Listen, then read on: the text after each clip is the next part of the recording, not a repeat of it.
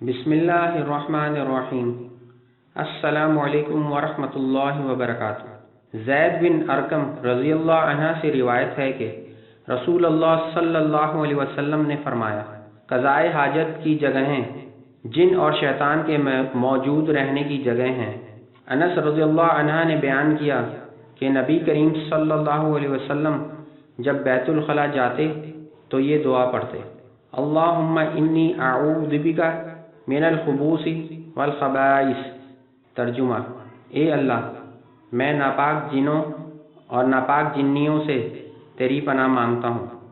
انس بن مالک رضی اللہ عنہ کہتے ہیں کہ نبی کریم صلی اللہ علیہ وسلم جب بیت الخلاء سے باہر نکلتے تو فرماتے: الحمدللہ الذی اذھب عن العاذ وعافانی۔ شکر ہے اس اللہ کا جس نے مجھ سے گندگی دور کی اور مجھ کو عافیت دی۔ آپ تمام دوستوں سے درخواست ہے کہ یہ دونوں دعائیں خود بھی یاد کریں اور اپنے بچوں کو بھی یاد کرائیں تاکہ ناپاک چیزوں سے بچا جا سکے۔